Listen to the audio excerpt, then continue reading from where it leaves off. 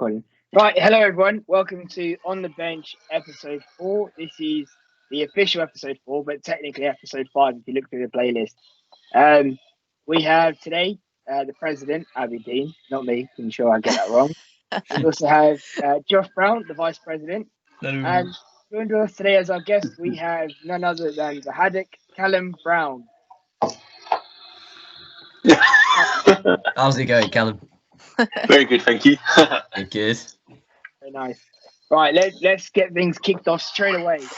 What we're going to do is we are going to give our predictions for what we believe will happen in game week 18, our blank game week in the Premier League.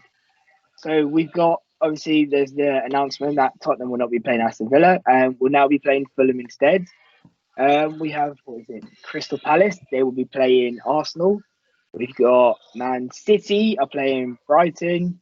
Man United are playing Burnley. And I believe there's also Sheffield United and what is it? Newcastle. Yeah, and Newcastle. Yeah, exactly. Right, so let's kick it off. We'll start with our guest first. Callum, what do you think? Which will be the highest scoring game in our game week 18? What is your thoughts? I think it could be Spurs Fulham, possibly. Okay. Why do you think Spurs are at home by chance? Yeah, I think Spurs versus Fulham. Fulham, I don't think. Well, they're clearly not good enough defensively for a side like Spurs, who've got their Kane and Son in form. Yeah. Spurs will be too much to handle. Okay. But then I also think Brighton City for the same reasons, but obviously separate players. Yeah, I get what you mean. Abby, have you got anything to add? I would say the Man City Brighton game, only for the sheer fact that I think Man City are on this run that obviously they beat Chelsea 3-0. And obviously the quality of Chelsea's defence is higher than Brighton's, and with Man City being at home as well, they're always known to bang in 5 or 6 against teams like Brighton and Fulham and such. So I think I would say Man City, and I'm hoping Man City because of the players I've got in my team. But we'll soon find out. I'm hoping a De Bruyne masterclass. Josh, what are you thinking? I mean, I've just got to go with Spurs for the pure fact that earlier on in the season they were banging in 6-1, 5-1, and they did something like that against Southampton. So I've got to say they're going to do it against Fulham, surely. Fair enough. Obviously, for me, I would like United and Burnley to be the big scoring game, but I believe it won't, just because we all know Burnley are proper boring football, and United will adapt to it and end up playing boring football as well. So I know that won't be high scoring, but I do want would like City to win by a big amount.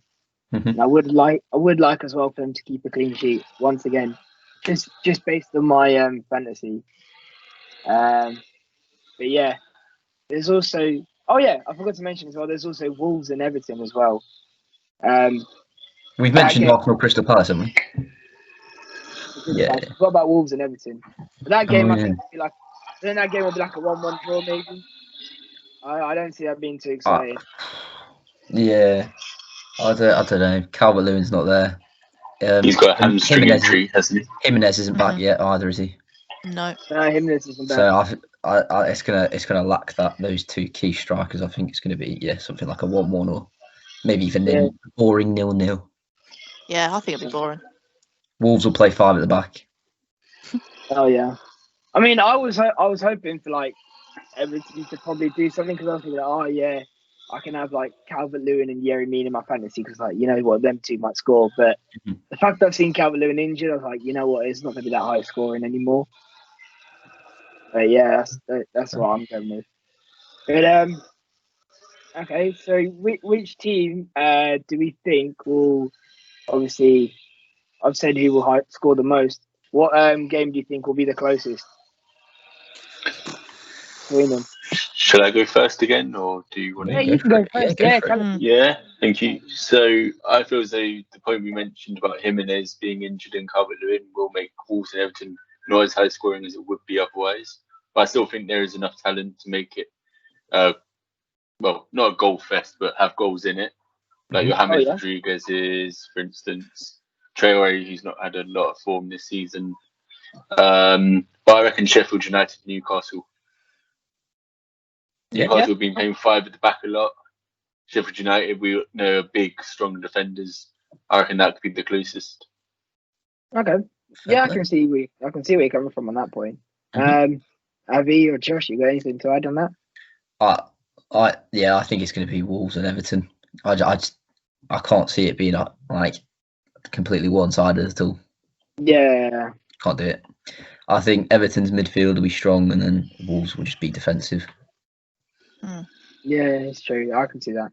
What about you, Avi? What have you got? Yeah, I think it's hard because obviously with the limited amount of teams that are playing this week and then 2 next week and the double game week for, the fantasy. I mean, I think Arsenal and Palace could either go one of two ways. It's either going to be a boring 0-0 draw, or it'll be quite a high-scoring game. Because if obviously Eze is coming back into form again, you've got Zaha popping in with a few goals, and obviously Arsenal playing well with Saka and Lacazette started to score again.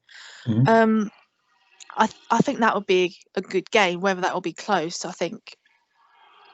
I don't think it's going to be like a 2-1 game. I think it'll either be 0-0 or like a good, like, I'm going to be optimistic, like a 4-2, 4-3, because I don't think either team is great defensively. I know Arsenal have improved, but it can go either way, in my opinion. That's right. Tierney will trip himself up. Don't get me started. I mean, for me, like, I thought, Arsenal Crystal Palace could be quite close. Cause, like you said, both of them defensively have not been the best. And then obviously attacking wise, you are right. Eze is coming back into form. Zaha's playing well. And I do like Eze. I really like him. I think he's a quality player. The fact that he's like, he got dropped from Arsenal's academy. He also got dropped from Fulham's academy. Dropped from Millwall's academy as well. And then he somehow managed to make it towards, I think he came up through QPR Academy. I can't remember, but yeah, he's been dropped from like so many academies, and like the fact that he's persevered to get himself where he is now, where he's been bought for I think 30 million or something like that by Crystal Palace, and I think about 20 mil. I think. Yeah, about 20-30 mil, and he's playing amazing. I love seeing that. But I mean, I reckon that will probably be like the most close / exciting game. That's what I'm pegging on. Should I quickly raise a question? Yeah, go on, Callum. Thank you. I'm just wondering, do you guys reckon that Eze will play? Albeit when he's fit, he does play. But I don't know if you heard about the FA are going to investigate his appearance at the QPR Fulham FA Cup tie. So will Palace not play him due to it? Or I mean, he played Milivojevic, I assume they will, but I think what they'll do is, because I don't think their investigation will be sorted by the game that like match day. I think they'll just ignore it and play. I agree. You can't drop Eze for that when he didn't drop Milivojevic for blatantly breaking the COVID rules and posting it everywhere. I didn't actually know about Milivojevic. Yeah, I don't know the guy's some name. Serbian teammate he turned up with. So I think you got to look at the consistency there. You can't drop one player but not the other. So play him. The thing is as well, like Eze is so vital at the moment to the way they play. Because at the moment, realistically, Crystal Palace, the only pace they had going through the team was obviously you've got Jeffrey Schlupp at the back, and then you've got Wilfried Zaha running out wide, sometimes up top, and there's nothing they've got nothing in the middle of the park with some pace and creativity. I think Eze is what brings them that. I think he's so vital. So you can turn a game on a sixpence. I agree. Oh yeah, definitely. He's one of those players where, like, when you need him the most, he can perform. I think that's what he is. Yeah. So like that solo goal last week. Yeah, exactly. That was brilliant. Cool. Right. So that's our little game week 18 predictions and stuff like that over with. We will talk with the main big topics, the heat topics, everything that everybody's talking about. Is obviously now the January transfer window is now open. There are going to be many players that teams will need to buy, because obviously we're technically halfway through the league now, and obviously it's kind of set into stone as where teams might finish and what will happen. Obviously, still unpredictable, but we'll go around quickly. Obviously, we want to know, Callum, you're a Chelsea fan. Let's start off with what kind of players do you think Chelsea need to sign? Is in terms of, do you need like a centre mid? And if you do need a centre mid, what kind of centre mid do you need? You need someone who's like fast and quick, someone who's creative, someone defensively. Talk us through what you think Chelsea needs. We've got centre mids in abundance, but apparently, once again, we are trying to sign yet another centre mid. We've just sent Dylan Levitt back to United. He only played 5 games for us in his loan spell. He struggled a bit with the aggressive side of League One. So if we were to go for a centre mid, maybe a bit of a taller, more experienced, stronger player, someone who knows League One, instead of a more technical player who can pick a pass, such as Levitt. But I think we need a centre back. We've got 2 centre backs out injured at the moment. One might be getting recalled by Norwich. The other 2 haven't had the greatest of seasons. But our manager doesn't think we need another centre back. He thinks you just need 2 left footers, 2 right footers at centre back, and that's that. Then you go for attacking options. But we've just done that. We've just signed a left winger on loan from Liverpool. We've just signed a striker from Midtjylland. So we've got the attacking talent. But where we've been lacking in recent weeks is our defence just looks so shaky. Okay. So what kind of players then do you think would help you defensively? We've been linked with Liam Lindsay, who's a 6'4" centre half from Stoke. Oh yeah, a young, upcoming, as I say, big, strong centre back. The type of player you need in League One. So I think we should try and go for him. Okay, that's not a bad option. You got anybody else in mind, or? Yeah, we've also been linked with a player called Subra Thomas. He plays for Boreham Wood. Because we've accepted 3 bids for one of our wingers called Alfie Doherty, and loads of people were saying we should get Subra Thomas as a replacement. But I actually found out this morning that all the deals we've agreed with clubs for Alfie Doherty means we'll get him back on loan for the rest of the season. So we may not need Thomas now, but you'll need him for the future then. But a 21-year-old, I think, upcoming winger takes on your man. I think that'd be a good investment for the future. I mean, it sounds like it. I mean, from like hearing what you've just said, it sounds like Charlton have got a lot of transfer targets ready, and I feel like they know what they're going to do and what they need to do in terms of trying to get promotion in League One and get up into the Championship again. Yeah, I wouldn't have expected that at the start of the season, but it's slowly coming into fruition. You reckon, Up the imps. Beat us 2-0. Sad time. Up we go. Yeah, you reckon you need transfer targets? You reckon you could get promotion then? Do you believe you could get promotion? If we got the transfer targets I just mentioned? Yeah. I think with Liam Lindsay at the back, he'll help solidify our defence because, as you all know, strikers win you games, but defenders and keepers win you titles. I'm not saying we're going to win the title, but you know what I mean. I know. I don't think promotion's that realistic this season, even with transfer targets, because it's all about that stability and slow process, working your way up gradually. Yeah. And with the salary cap in League One, you can only offer around $2,500 a week per player. So it's not like with our new owner, we can just splash loads of cash and be like, oh yeah, we'll have him. Because with that salary cap, massively restricts what you can do. And it's like, if you do that, you can't then do that. Which one do you need more? And you know what I mean? Yeah, I think you'll finish playoffs. If I'm honest with you, I don't think you'll come up. So. Well, they're currently sitting in 7th, and everybody. But the only issue about that is you've played 20 games. Yeah. Everybody else, like Accrington Stanley, who's 6th, 17. They've played 17 games. Peterborough 19, Doncaster 18, Portsmouth, hate them, 19, and they're all on similar points now. But after those games, if they win them, Yeah. I mean, a lot of their games as well have been cancelled because of COVID. I know. Yeah. I think Hull City had like 3 games cancelled in a row. Yeah. So, and then they beat us first game back. That might play to Charlton's advantage though if they have to play 2 or 3 games in a week or something like that. Well, we've got 5 games in 2 weeks starting tomorrow.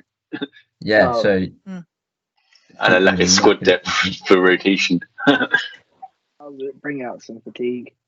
But yeah, we'll switch it back up to the good old Prem that we know and love, and we'll start with Josh Brown at Southampton. Who do you think Southampton should get, and like what kind of roles do you think you need as well? I don't really know of like any specific like people that we can buy, because we don't go for the mainstream sort of players. We go for the young ones that nobody really knows are that decent yet until they play for Southampton. I think from the signings this summer, we sold Højbjerg, so Southampton obviously thought they needed a good holding midfielder, and they got Diallo. And the games he played when Romeo was out, he played amazing. Can't fault him. Looking at wingers, we have a lot of them. We have good depth for them. Centre backs, again, we have quite a few now. Obviously, Yannick Vestergaard's injured, but that's true. We have Jack Stevens who can come and he's a bit messy, but he still gets the job done. And strikers, I think we're okay for strikers because we have Che Adams, Danny Ings, but then we also have Walcott, who we can play at striker, and he does a very good job there with his movement and passing. We have a couple young players that can play up front as well that they just blister at them. I think the only position I can really say that needs strengthening is left back, and maybe another like right back. I think the depth there is where we lack, because we've obviously got Bertrand, Champions League winner. But when you look at literally. but when we look at our like squad depth in those positions, we don't really have anyone that could probably compete at the level that the Premier League needs. No one's as good as Bertrand. It's not going to happen. On the right, I mean, we do obviously have Walker Peters, who's doing bits. He's doing very well for us. He's solid. I like him. But when we look, we obviously have Jan Valery, who did play quite well, but as soon as Hasenhüttl came into the squad, he wanted a replacement for him. So I don't think he's doing what Ralph wants. So I think we might need a couple young players that can actually come on and do a job for us, left back, right back. Most other positions, I'm not sure. I think obviously we don't have a replacement Ward-Prowse. Don't think anyone does. Yeah. But then again, we do have Stuart Armstrong, who can come on in that position. I know he normally plays right mid or something like that, but he doesn't. Yeah. He doesn't go up the pitch. He's more like a passer, like Ward-Prowse is. So I think main position, left back, right back, maybe some depth there. But one player that I think needs to go is Shane Long. You reckon? Honestly, I don't like him his job as a striker is not to score, it's just to run at people. I don't think we don't need him. Like, what's the point? We have young people for that who come on and absolutely sprint at them. But when we look at Shane Long, he recently came out. I saw it in the Southampton News. He's recently come out saying that he thinks Che Adams and Danny Ings are playing brilliantly together, yet he selfishly wants more game time and needs to play. Personally, I don't think we can offer him that, so I think he needs to go. Because do you think that? Yeah. Do you think that his experience in seeing out games though could be important and like to help the youngsters out? Albeit that you don't want to pay him a hefty wage just for that, but We have a player that comes on around 60 minutes, and his experience in seeing out games is useful, but that is one of our main weaknesses. We don't know how to see out games. But his experience with the youngsters is massive. I think, I do see where you're coming from for that point. But when we're looking at what he's been doing recently, he just comes on and just kind of runs about a bit. He doesn't. I don't see him making much of it. I don't see him making much more of an impact than the youngsters do when they come on. I think the youngsters are doing brilliantly under Ralph, and I think you saw Nathan Teller. It was against Liverpool. Gineppo got injured. Teller came on and nearly banged in a goal past Alisson. That was a beautiful play to fool all those Liverpool defenders to get a shot off. So I personally don't think we need Shane Long when we have that sort of quality in youngsters up there. So I think they need to be getting more game time than he does, so they can have that much more experience. So I think he needs to. I don't see a place for him in the Southampton squad, especially if he's wanting to nick game time off our two quality strikers that are playing brilliantly. All right, I can see where you're coming from. We'll get into that a bit more later in terms of who we think we need to sell, but we'll keep it on the topic of who we need to buy and what kind of roles we need. We'll switch to Abby, obviously, Chelsea fan.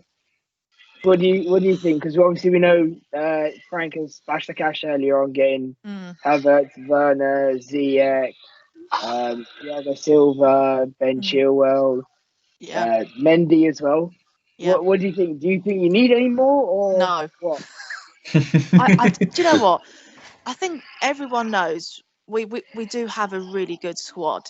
I think it's just trying to get that consistency of them all playing at the same time. I mean, to think it's taken nearly half a season for Ziyech, Pulisic and Werner to play in the same team. It just shows that injuries itself were a massive problem for us at the beginning of the season. Wingers being injured and then Havertz going out wide and then your guy's favourite player Werner being on the other side. It doesn't work. We know it doesn't work. But I don't think we need anyone. I don't think we need anybody. Selling is a different matter. You don't need a new manager. No, we don't need a manager. You can't get rid of a manager half the season. No, you can't. Not with the amount of money he's spent. I think it will reflect on the end of the season where we finish. If we finish fourth or below, it's a failure, in my opinion. I've heard they've got a shortlist for replacements. You think? Yeah. Wait. So you just said if you finish fourth or below, with the money they spent. Yeah, but if you compare the squad we had last season. Yeah. We didn't spend any money, and we relied on the youth players pretty much and some other experienced players, and we finished fourth. And if you spend over 220 million on quality players and you can't finish fourth or above, I mean, you have to question the players, but you also have to question the manager and his tactics to try and accommodate all them players. What's the difference between fourth and second? There's literally no difference. 2 places. Yeah, 2 places. But realistically, I know obviously I banged on just showing that you're a better team. One's closer to the title. I know I banged on about when we finished third and obviously Chelsea finished fourth. But realistically, I don't think there's not much of a difference. If you get second, third, or fourth, you're just going, yeah, we did really well in the league and we've got Champions League. That's about it. I don't think there's a difference. So even if you finish like fourth, third, second, doesn't really matter unless the only thing that matters is the money that you get in the position that you finish. You do get a bit more money. Not that matters to Chelsea as such, but I think it just shows a step that we've made from last season. And if we can close the amount of points Liverpool won the Premier League by, if we can reduce that by like a significant amount, and we finish, say, second, I think that's a success. Third would be somewhat a success, but we still don't expect that with the quality of players that we have. Especially sitting in ninth currently. Yeah, thank you. Sorry. Can I just say this is the first podcast Chelsea have won a game on, and I know it's Morecambe, but life carries on. But yeah, in regards to transfers, I don't think we need anybody. I think we need to sell, but I don't think we need anyone new. Okay, fair enough. I've just got a quick question, Tracy, if that's all right, Roshan. Yeah, go on, Callum. You ask your question. Yeah, cheers. I was just wondering, you signed these quality players that you mentioned, like your Ziyechs and your Werners. And this also applies for other clubs such as Roshan supporting United, a big club. You can easily splash out on these lucrative, I think the word is, talents. But how long does it take them to adapt to the Prem? Because we go, the Prem's the best league in the world. Yeah. Oh, that guy's world class. He'd easily do well in the Prem. But how hard is it to adapt? I don't know if any of you saw the interview that Werner had a little bit recently about how he's come out and admitted he's struggled a lot. And I think it takes a lot for a player to do that, coming from being one of the best strikers in Europe, in Germany at that time, and then coming into the Prem. But I think, obviously, the leagues are different. And everyone says, oh, the Premier League's more aggressive. The defenders are a lot stronger. Like, I relate back to Southampton. You got such tall centre-halves. And I think playing up against them in any team will be hard, but we've got Frankenstein, mate. He's massive. He's like a brick. If you look at it, Southampton have got Vestergaard and Bednarak as their big like centre backs, and then you go to Brighton, who've got three. Where you got what, Duffy, Dunk, and Ben White. Duffy's no longer there. He's not there. I know he's no longer there now, but previously he was. That's what I'm saying. Like, you have big centre backs that teams don't know how to come up against. I think it's a physicality more than anything that it comes as a shock to a lot of players. I think it depends what position you play, in my opinion, as well. But is it the play style affecting him? I mean, Chelsea's? Yeah. I mean, because it's different to what he played. He was playing striker all of last year, and then he just came here and got chucked on the wing straight away. I think we've got too many really good attacking options where you can't fit everybody in. Do you think he needs to change formation? Yes. Go for the good old 2-3-5, or do a Bielsa. 2-3-5. 4-1-2-1-2. 2-3-5. I like 4-1-2-1-2. I think 4-1-2-1-2 is going to suit him very well. Everything. Yeah, I think against Fulham we should just throw two up top and see what happens. I think I'd have Werner and Giroud up there, in my opinion. Personally, I think it should be those two up front, Pulisic left mid, Ziyech right mid, Havertz at cam. Yep. So he can play that sort of centre forward role going forward, like he did in the Bundesliga. Yep. And then he may not be tall, but it's Kante. Put Kante CDM. Kante's height doesn't matter when it comes to Kante. I think that's what Chelsea need to do. So the 4-2-4. Need to stop this one striker, two wingers stuff, because it's not working. No, I like one striker, two wingers because it helps me out. It helps your team out. I mean, it helps Southampton out. You switch on a game, and what do you see? You see Giroud down the middle, and then you see Werner on the left wing. That hasn't been the case for the past two games, though. So I think even though we played Morecambe, I still think the Werner up top with. I think Hudson-Odoi does deserve to start. The way he's been playing really well. And I think Gilmour put in a good shout. But I think with players adapting, I think it depends. I think if they really want to get stuck into it, but at the same time, I think it takes them off guard as well. How strong the Premier League is. It's also a very difficult season to adapt, wouldn't you think? Because obviously with the coronavirus, I don't want to have to bring that up. It kind of relates to this topic. Their friends and family may be at home, not able to be there to support them when they need someone or something. Yeah. So it's harder than it usually would be. Yeah, it's true. And no fans are on your back. Do you think? The thing is as well for Werner is obviously, Callum's talking about like non-professional life in terms of his family and stuff not being there. But if you look at it from professional side in terms of Werner playing, and especially Havertz as well, both of them have come from the Bundesliga, and both of which started playing football more regularly before everybody else, because obviously the Bundesliga was about, I think it was 2 or 3 weeks potentially before any other league. Yeah. Because we all went mental when it was on TV. Everyone did. And obviously, like, for them, they've been playing slightly longer than a couple of your youth prospects that you've got in your team, like Callum Hudson-Odoi, Gilmour, stuff like that.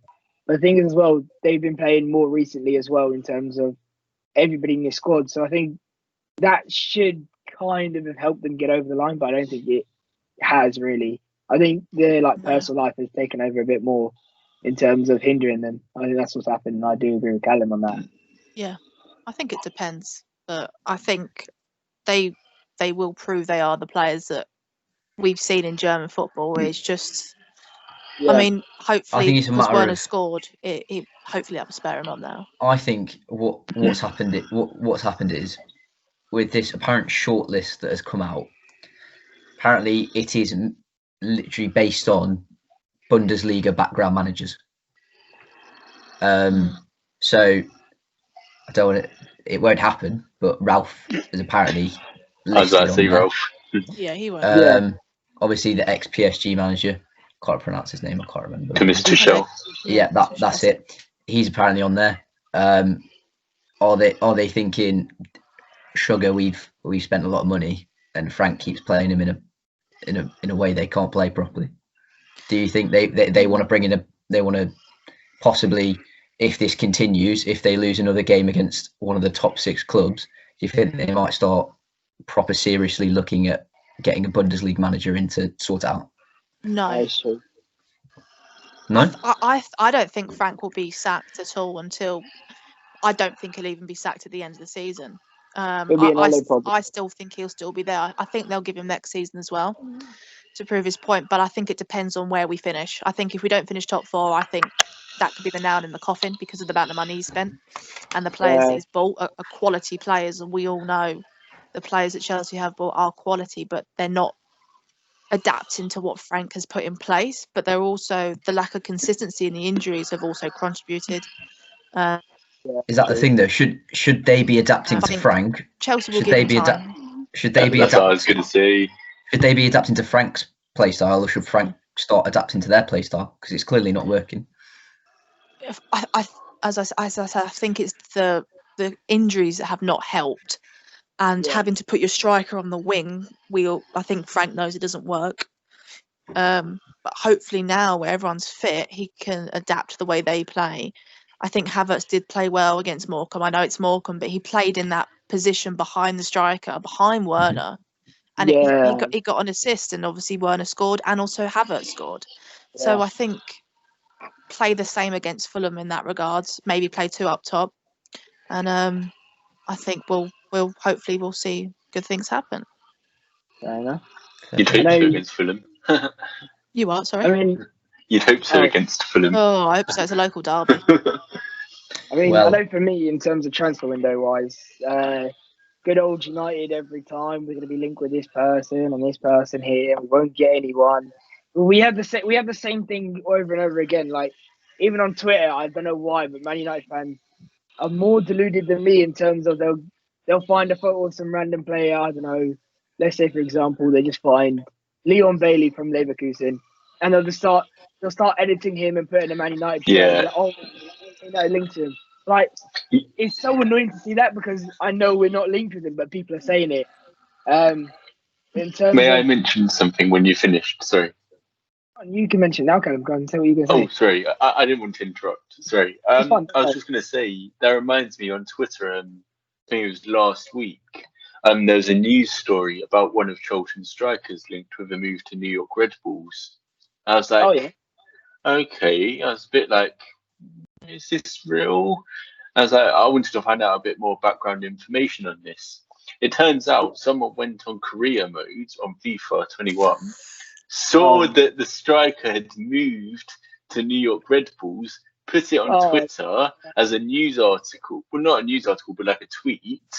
And some Ghanaian newspaper thought it was real and made a news story about it.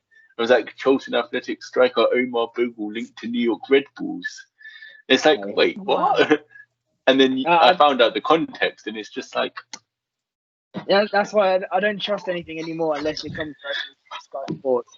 But, you have to trust your sources. In terms of like what we're doing, obviously we've just got Ahmad from Atalanta. Finally got that deal coming through. And we bought Telles, but we don't use him. We need to use him because there's no point. There's no point spending 45 million on what is basically regarded as like one of the best left backs about. He's obviously not 45 million. Yeah. Yeah. Are you serious? I thought it was a lot less than that. That's how much you paid. Really? You've seen his FIFA rating, Dean. Come on. We pay so. He's well rounded. We're the team that pays so much for everyone. We bought Maguire for 80 million. That was the worst panic buy I've ever seen in my entire life. We always do that. We buy players for so high. Luke Shaw, the most expensive left back when you bought him from us. No, I swear Tellez was like 15 million, 20 million. He wasn't. I swear he wasn't. Have a look. He was not that much. It's plus with add-ons, Abby. Add-ons? How many add-ons do you want? One appearance, two appearances, three appearances. Either way, has a clean sheet, another $1 million in the bank. Either way, we bought Tellez. Don't play him, which is stupid. I'm sure it's 15 now. I'd rather start Tellez over Luke Shaw. And we bought Palestri, but he's in our under 23s team, and he's doing solidly there. We've obviously got if we span back to Fred. Yeah, no, not. I'm not talking about Fred. If we span to like. You just think as a whole. Yeah, I'm like spanning over like a calendar year as well as obviously like this season wise. We go back a whole calendar year. We got Bruno late January, and he's been amazing for us because he made an instant impact. But like in terms of what we need a centre back because having Maguire and Lindelof is not the best. They're just awful together. I don't honestly. I really do believe it's Maguire. Like we need to get rid of Maguire and have someone play with Lindelof instead of trying to find a partner for Maguire because he's the problem. He's injured again, isn't he? What, Maguire or Lindelof? Lindelof. I think so. I haven't got a clue. Yeah. I've been kind of zoning out. Yeah. Either way, Maguire is the problem. He needs to be sorted. Right back was fine. CDMs, to be fair, at the start of this year, I was like, we need new CDMs because make sauce. I mean, you know what? McSaucy has been saucy this season. Yeah, he has. He's been very saucy. So I don't mind him playing now. I do like Fred playing actually. Fred has been pretty good. I have to say that. He's not been talked about, but he's had some solid games. To be fair, realistically, what we need a right winger because it's either we play Greenwood out there, who's been awful this season. We either play Dan James out there, who hasn't been the best. He's come up with some good performances, but very inconsistent. But we need someone out there so we don't have to keep shifting players like Bruno or Pogba or even Rashford out to the right. We don't need to be doing that. Like we know Rashford plays out on the left and we keep him out on the left. Martial, if he wants to play up top, we'll keep him for a bit until we can find a striker because that's something else we need to do. Ronaldo. I mean, yeah, Ronaldo. I'd love to see that. I'd love it if we manage to pull it off and we go, yeah, we'll give you Pogba, we get Ronaldo. I'd love that. Or even if we go, we'll give you Pogba, we get De Ligt. I'll take that as well. I really don't care. I'm saying this right now. Man City, summer signing of Messi. The only people that can come back at them is Man United with Ronaldo. That would be amazing. Absolutely amazing. I think the only response a club could make to Messi going to Man City is Ronaldo going back to Man United. Pogba going to Juve? Yeah. Goodbye. Yeah. We don't. They don't want him in the books. We don't really need him. We don't need him. I think McTominay's better. Juventus don't want Ronaldo in the books anymore. They've had enough. Sauce is so saucy. I like him. I think he's quite good. He's quality. He's actually quality, and the fact that he came up through our academy as well, and then we made him our captain against Watford. Mm-hmm. He's already sunk himself as being like one of our best academy players that we've ever had. And obviously, we've had Rashford come up. We had Lingardinho, who is unfortunately not good anymore. But yeah, he's still young apparently, though, isn't he? Yeah, he's still a youth player, isn't he? Still 21. It's right. In 4 years, when he's 50, he'll be in his prime. Oh, he's only like 28. He's still got time to improve. Don't worry.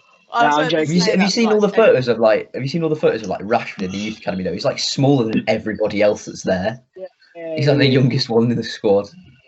But in terms of what we need a centre back, we need a striker, and we need to stop playing Luke Shaw. I mean, I'd be happy, if we. I'll take him back. I said we needed a left back, but I'll take him. I'll be so happy if we if we can get rid of Chunky Shaw. He's so I'll take chunky. him. We'll get him back to fitness, mate. Get rid of him. We'll happily get rid of him. I think he's a good left back, but that injury killed him. Oh yeah, by far, it ruined him. He just hasn't been the same since then. No. But yeah, we know how to deal with injuries. Give him here. Wait. Speaking of a question, we did mention Ronaldo and Messi. Would you prefer to see? Yeah.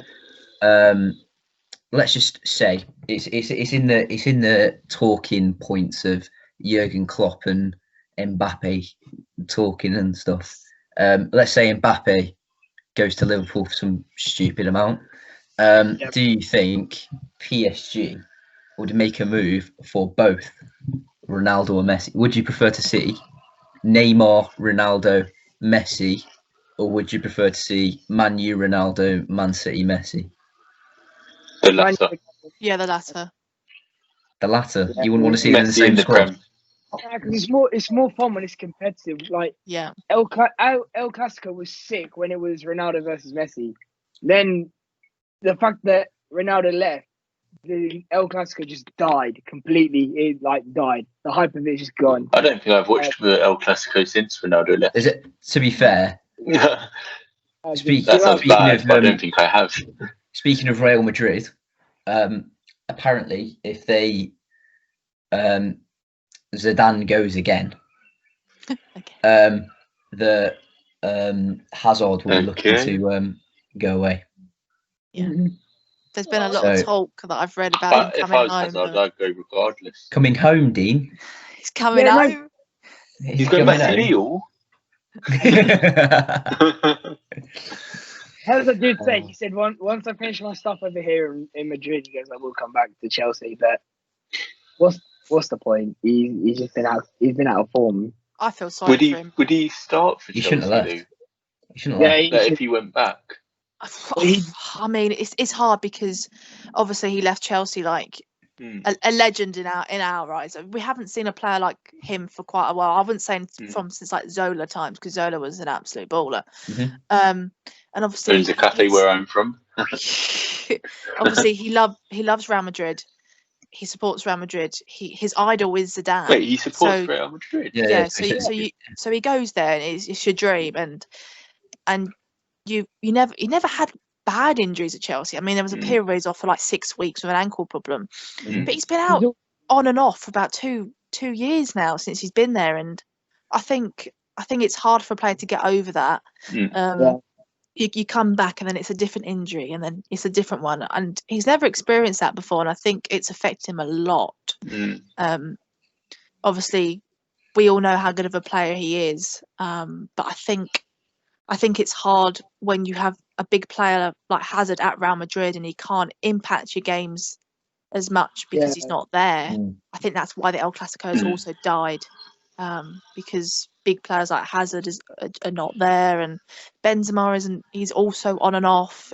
It's hard, and you got Jovic that comes in and he hasn't really settled in at Real Madrid either.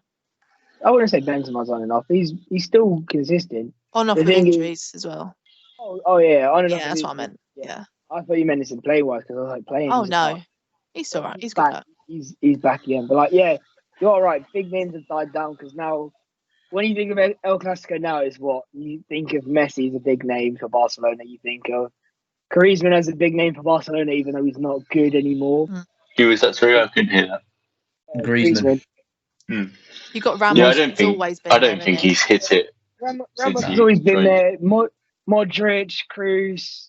That's about it. Casemiro, Busquets. Yeah, Casemiro. Yeah, but it's about it. There's no more excitement. There's not much going on there. But I'd love to see Ronaldo come to United, obviously because I want him back, and I'd love to see Messi. I'd love to see Messi come to United because we can play him as a right winger and we'd be perfect. I can't see that happening. Sorry, but I can't see that happening. So if he goes to City, I don't mind because then it will spark up the rivalry of the Manchester derby. Because I can't even see him going to City. The amount of money those two teams will get is disgusting. Think of merchandise sales. Yeah, that's what I imagine. And all the Manchester derby say fans Fans are back. Stadium's 100% full. I'm telling you, if Ronaldo comes to United, I'm buying a home kit with Ronaldo on it and an away kit with Bruno on it. I don't care. I'm going to buy 2 kits. That'll be the first time I've ever bought 2 kits, and I will do it at that point. Luke Shaw on third. I think my opinion. Opinion on my kits depend on whether it's a good one or not. Because last season was disgusting. Mine never depend on that. I'm wearing last season's kit that we got relegated in. Oh no! Oh yeah. It's I got it on my 18th birthday from my dad. Shout out to you when you're watching this, if you get this far. Right, we got off a bit of topic. Well, what we'll switch to now is what players we think need to go in our team. So obviously we've had Joshua said Shane Long needs to go. I've said Maguire needs to go, and I've said Luke Shaw needs to go briefly, or don't know. I had a bit of a run on it. Callum, who do you think needs to leave in Charlton? Good player in no one at this point. Albeit some players haven't been good. Sorry.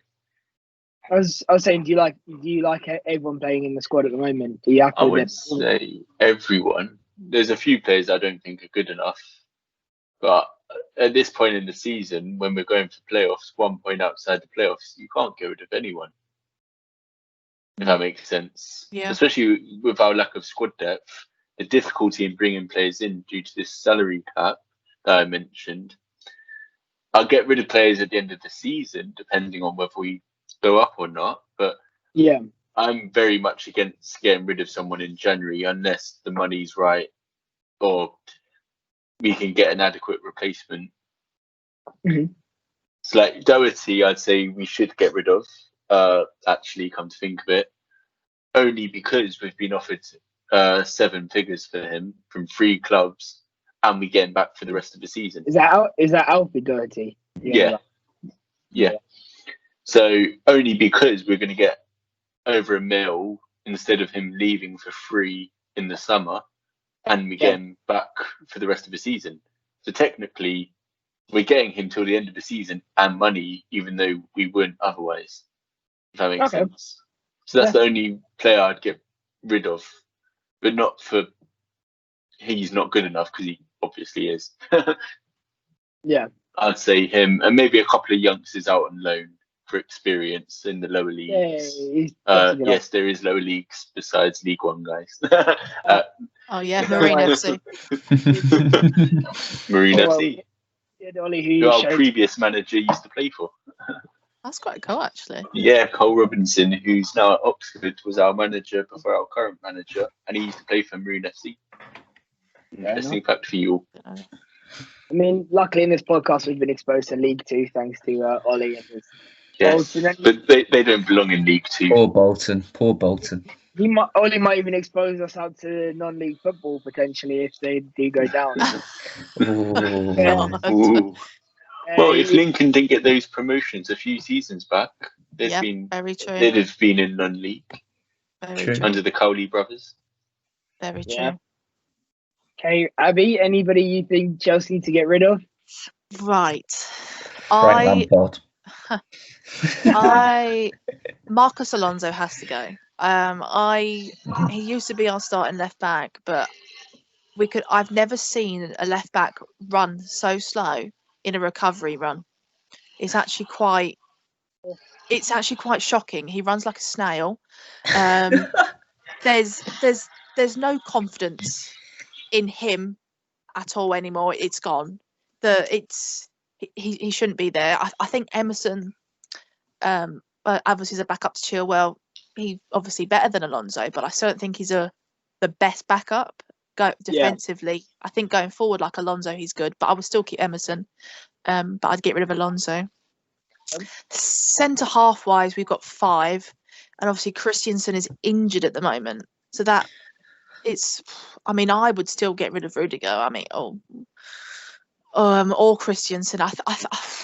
I think it's hard because I really like Tomori. I think he's really good, but you have to question why he isn't playing at all. I mean, I know he came on yesterday or the other day against Morecambe, but still, it's not enough playing time, and Frank probably won't loan him out now because Christensen's out for a little while. It's all about training performances, isn't it, really? Yeah. I mean, how can he go from Player of the Year at Derby when they just missed out on coming up under Frank Lampard and then not be the 5th choice centre-back at Chelsea? I think that's quite hard. The step up is quite big. It is, but Mount's done it. And I think Mount. That's all I can say. Yeah, but Tomori got Player of the Year at Derby in that good squad. Yeah. I think it's hard. Yeah. The thing is, though, you have to look. I think you have to look at who they compete against, because Tomori's competing against, at the moment, he's competing against Zuma, who is very reckless but can do his job, and he was banging goals earlier. He's more of that dirty centre back, in it. He'll just go for anything. Yeah. And then you've got Thiago Silva is just composed. Yeah. We're on about Zuma, and then you've got Thiago Silva. Thiago Silva is very composed, and he's nice. He knows what he's doing. Not on his debut, he did, but no, obviously he's a massive player. Any team will take him. Yeah. But no, Tomori's got hard competition, and then you look at Mount. At the start, what was his competition? He didn't really have any competition to compete against. So he was basically a shoe-in, and then because he was a shoe-in, he managed to slightly perform. I don't want to big him up because I absolutely hate him, and obviously I know every Chelsea fan watches, but Mount is the best player at Chelsea. He's one of our best players. He'll be the best player in the world. No, you can cut it out. No, that's Gareth Southgate. He's awful, but Mount. No, you can't say Mount's an awful player. Mount is not an awful player. He's not the best. He's just not the best. He's good. Don't get me wrong. He's not world class, but he works his socks off. Week in, week out, he's always probably one of the first names on the Chelsea team sheet, regardless if anyone likes him or not. But I think we need to get rid of Kepa as well. I think with the amount of money we paid for him, the amount of money he's on, but then you have to question where's he going to go? I don't think anyone wants him. So will he go back to Spain, maybe, or? I mean, it's hard because there's a lot of going back there. There's a lot of good goalkeepers in Spain. Do you think, say, we change formation to what we said earlier? Yeah.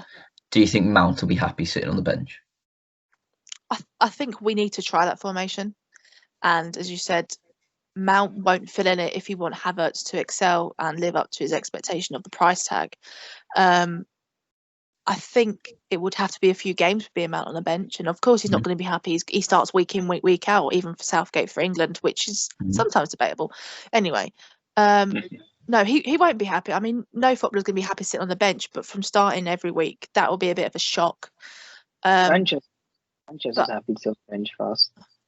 That's because he's on ridiculous money. Sanchez, yeah, exactly. That was dirty. Yeah, bench for us. But I think it depends. I think it depends. I'm sure he wasn't happy. Whether, obviously, we're an outsider's perspective, so we can say what we think about changing formation because we think that's what they need.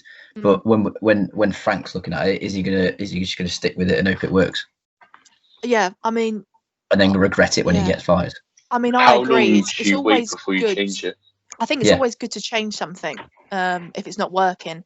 But obviously this formation did work for us earlier in the season when we went on that run, but now it's not working. And I think with the form Giroud and Abraham's been in, I think you need to play two up top. But I think Werner has to be there as well with the money we've paid for him. Yeah. But I think playing two up top with Fulham will shock Fulham. And I think we should do that. And I think give Mount a break because he even played him against Morecambe. I think he brought him on. I can't remember if he started. No, he started him. I personally, if the formation doesn't change in the next 5 games, I think he's gone. No, he won't go. 100% Chelsea fan. He won't go. He won't go. Frank Lampard. He will stay to the end of the season for sure. 100%. The thing is, Frank Lampard, if he does perform badly, he'll be in the same boat as Ole, where he's basically regarded as a club legend, and you can't sack a club legend. You can't go against a club legend. Like, obviously for us, Ole scored 93rd minute to win the treble. Yeah. Frank Lampard's played God knows how many games for Chelsea. Top goal scorer of Chelsea. Exactly as well. So you can't just go, we're going to give him a sack because it will ruin their name. And for sure. Realistically, they're the kind of players that will they live on in your legacy. They're the players that will be talked about. And that's what get your club. That's what will get your club more fans.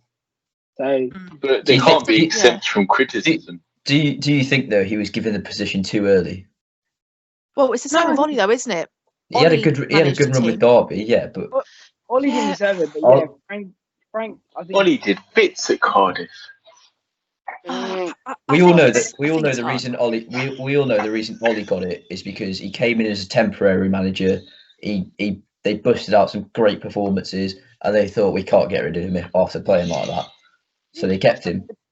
But with Frank, it wasn't anything. They just signed him after a good Derby performance in the Championship, completely different to the Premier League. Yeah, but I think with Ollie and Frank, I mean, obviously Ollie went through that stage where United weren't playing well, and his job was questioned, and then it's happening now for Frank. But I think we have to try and encourage more former footballers to go straight into these type of jobs, because they're both club legends. The fans are always going to respect them. But then, as you say, you need to draw that line of where it's a legend and it's a professional thing of wanting to get results. And I think they will give him this season, and I think maybe the start of next season. But then, as you said, look at if the German connection is not working up front with Havertz and Werner, then look at managers that can propel their abilities to make Chelsea. You're not touching my manager. I don't think we would. I don't think we'd go for Ralph. I don't think Ralph was going to leave though after the passion he showed after he beat Klopp. He was on the floor crying in passion. I think he thinks he can propel Southampton to a place where they haven't been for a long time, and I do think he can do that. I think he is the man for you, and I think if you get signings in the summer, I think you can be up there. The reason we got Ralph in the first place is so we had that it's pretty famous that Southampton have a great youth academy. Of course, the person who was finding these youth players left us and was under Ralph. So we basically wanted him back. And we saw Ralph was doing well. So we thought, get Ralph, we get his team, we get our youth player, youth scout back. That's what's happened. I think we wanted to try and get our youth team back to where it was. And that's why we've got Ralph, who won't sign anybody over 28. I know Walcott's a bit of a he's an exception because he really wanted to come and he's played brilliantly. But typically Ralph will only go for youngsters, and then obviously we've got that scout again who's going to find those youngsters for us. So I think that's the main reason we got him. Football. Yeah, exactly. I think that's the main reason we got him. But obviously he's a quality manager. We're not just going to sign somebody who we think's rubbish just so we can get a scout back. But I think it's his mentality that we just went for him. We just didn't care. We just wanted him. But yeah. So on the topic of Chelsea, though, I know we were talking about Ollie had that bad spell, but can we just point out that Ollie surely didn't have the players that he wanted at that point? Was it last season? He didn't have the players he wanted. He didn't really change the squad that much. Yeah, but we will criticise Man United at the beginning of the season with the players that he did want and where they were in the league. Now they're probably going to be first off the next game. So I mean, I don't know. I think it depends. I think it depends on how players adapt, as I said earlier, and obviously a lot of ours haven't yet. So I think give him time and we'll see what happens. Bruno adapted very quick. He did. He wanted it. All his penalties. So hard. No, not penalties. Please be quiet. But no. In terms of but the thing is the difference between obviously Bruno fitting into our squad and then Werner or Havertz fitting into the Chelsea squad is we kind of adapted a system around Bruno in terms of we literally just went, here Bruno, you can play this cam role. You're on free roam. You do whatever the hell you want. Just please make chances. That's what Bruno's role was. I think that was a brilliant choice by the manager, to be honest, by Ollie. That's probably Ollie's best decision he's ever done. Just for once, obviously we all bang on about it that Ollie let whatever he was because he has no control.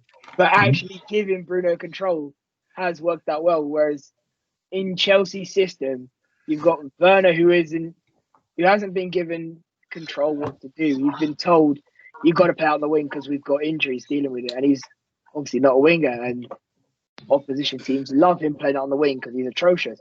But as well for Havertz hasn't been. I haven't seen him in the same creative role other than obviously playing against Morecambe, where he's been able to do his little second striker role almost, where he just runs in with the striker. Yeah, I haven't seen that from him at all, other than me on pro clubs. I think with Ollie, people might not like me to compare him, but I'm going to compare him to Sir Alex Ferguson anyway. We got to remember Alex Ferguson didn't have a good couple seasons when he first came. Yeah, he was. And that's the only comparison I'll let you have. People didn't really like him at first. and he turned into I'm going to say the best manager that football's ever seen. Yes. Okay. Are we seeing similar traits in Ole Gunnar Solskjaer? Because when we look at listen, hear me out. Right, listen, just hear me out. When we look at interviews, from Wayne Rooney, he said that when, say, they're on the pitch and something's not working or something like that, Sir Alex Ferguson would just be like, if it's not working, you change the formation yourself. You do it on the pitch yourself. And if there's still a problem, he'd obviously step in. But is Ollie trying to give them that freedom like he did? Is that the comparison I'm making? I think there's similar traits. So shocking in my life. I think there's similar traits between the managers. I'm obviously not going to say that he's like, I'm comparing it, but I know he's not going to be as good as Alex Ferguson was ever. But I'm just saying there's similar traits between the two managers we can't ignore. So what you've said is like very controversial, but you are kind of on the right lines in terms of where you're going. Like, yes, Ferguson was very bad at the start, and we all said we want to get rid of him, but then we persevered, kept him, and he did what he did. Obviously, I don't think you were born. I wasn't on. No, we weren't alive. We weren't alive. Abby, you weren't. Obviously, I know. We weren't alive.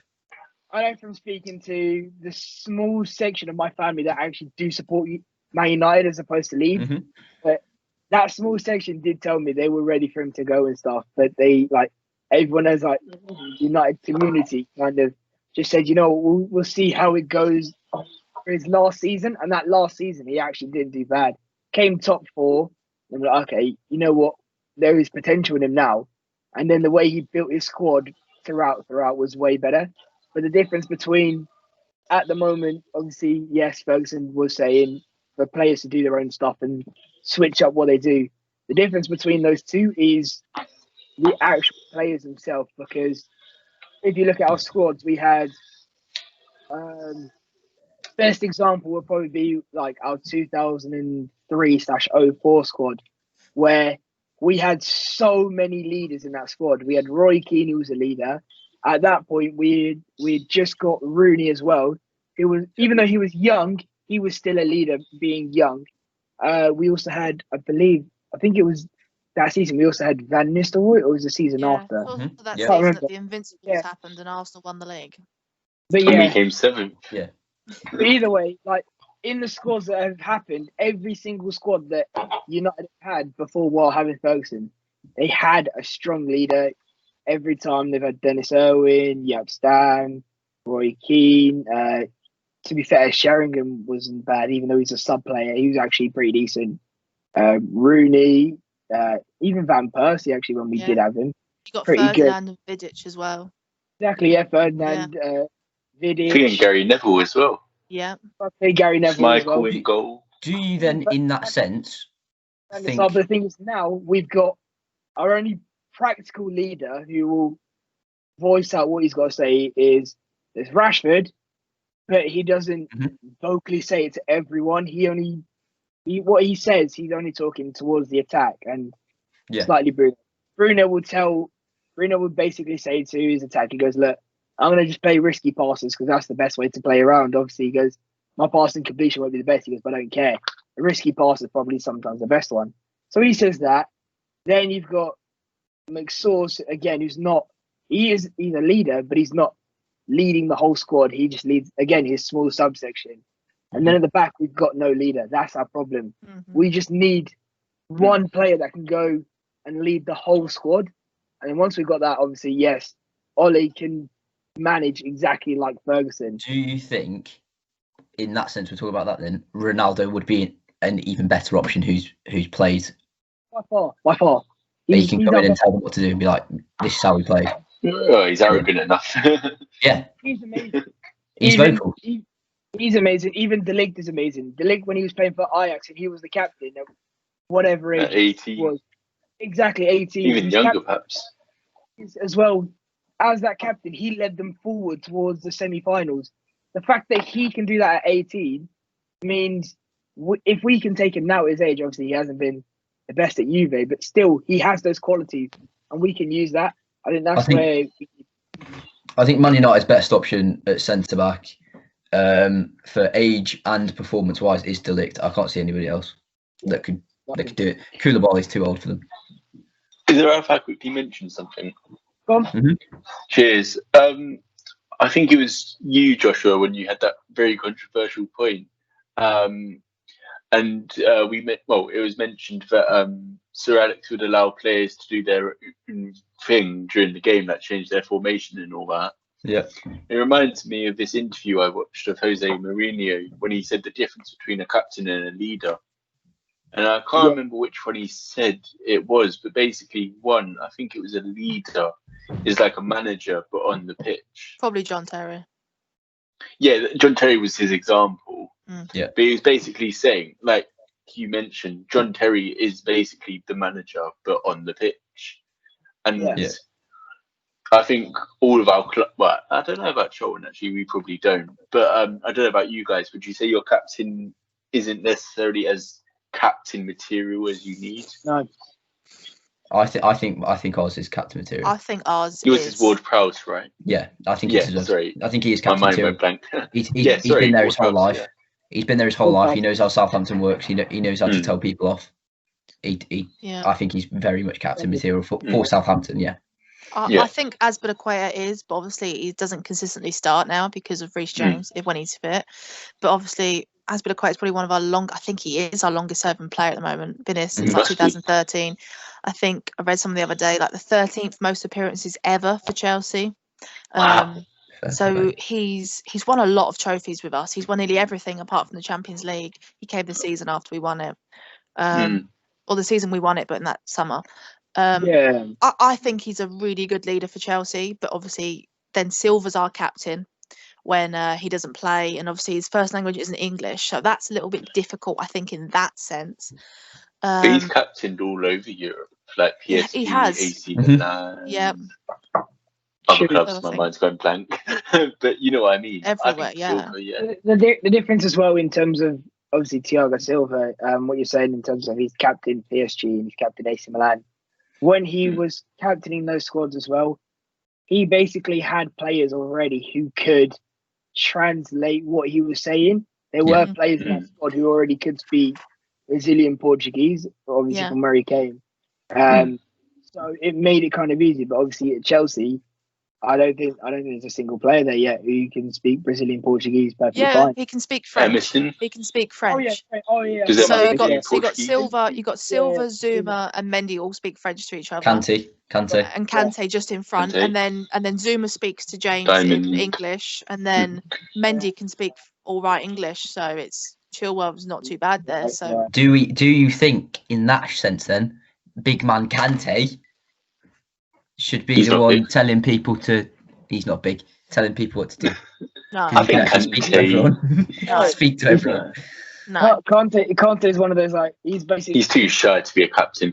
Yeah, he's too small. Too quiet. He's been made captain a few times, but as you say, he's not that dominant force. It's all about the vocals and having our captain is aggressive. The knowledge of the club. I think. Like you don't mess with that guy, kind of thing. We have in cricket there's a spinner called Murali who's basically known as the smiling assassin. This guy would turn up to every game just smiling. Like he wouldn't say much. He'd just be smiling and he'd be ready for a game every time. He'd always perform. Kante is exactly like him. Like Kante turns up to every game. He's ready, but he's smiling. He always shows a smile, nothing else. But he doesn't vocalize what he says. He just smiles. That's why. Yeah, but you can't have a captain who just smiles. Like, you have to be given criticism sometimes. That's exactly what I'm going on. Sorry. Literally, Callum, you just summed it up. He smiles and he just gets on with his own job. He doesn't tell anybody else what to do. He just he gets shouted at. Yeah. He does his part for the team and even more for that team. He just doesn't tell anybody else what to do. He focuses on himself, and that's the difference. Yeah, but obviously Kante's a team player, but how do you mean by he focuses on himself? Like, he tries to do his bit. He knows what he can. He knows what he needs to do. He knows his roles. He knows, obviously, like, coaches and stuff will tell him where he's gone wrong and how he can improve, and he'll work on that, obviously. Yeah, your smile wasn't big enough today. You see it in games as well where he will be performing a lot better, and he always does. He always performs. I don't think I've seen him have enough day, but yeah, it's just stuff like that where you kind of need certain players. I know I really hate Jordan Henderson. I absolutely hate him, but the fact that he can manage Liverpool so well on the pitch is beyond a joke. That part I like of him. The rest of him I absolutely hate. I think that's the only thing keeping him in the squad. Yeah, literally that is. Yeah. In my opinion, there's not enough captains like there used to be. So to have someone like Henderson on the field does it well. Breath of fresh air. I think when Van Dijk comes back in, Henderson might be. I don't know. No. Might be what? Yeah, but Van Dijk and Henderson have always played together, and Henderson's always been captain. It's not going to change. Henderson's getting how old is he now? 31? 29? 29, I think. He's 29? Oh. I thought he was older. He's still. I still think he's vital for Liverpool, regardless. I think if he's a good footballer or not. I think. Yeah, I think sometimes you need those players who aren't the best at football, but they give 100%. Yeah. Like, I don't want to name a name, but at Charlton, we've got this one player that I really rate, but quite a few people don't. But he may not be the best at football, but he will literally cover every blade of grass 1,000,000 times over in a game. Like, he covers a few more kilometers per game than any other player, even when he's not starting. He's like Kante, I guess. He's a workhorse, I think the saying is. And he has got a bit of talent, obviously, but you just need a couple of those players sometimes. Yeah, you're all right. I'm not saying Henderson can't play football. Of course he can. Before anyone goes, of course Henderson can play football. But, like, you know what I mean? Yeah. Like, there are better playing options, but overall Henderson's the better option due to the things he offers outside of just playing football, if that makes sense. Yeah. No, you're entirely right. You're entirely right. But what we'll do is we will conclude on there. We don't want to give the viewers too much because obviously we need to save some for other episodes, unfortunately. But we'll sign it off on there. So that was myself, Roshan, Abby, the president, Josh, our vice president, and Callum, our esteemed guest. We will be signing off, and hopefully we'll see you next week. Yeah. Thank you for having me, guys. See ya. Take care. Cheers, guys. Bye.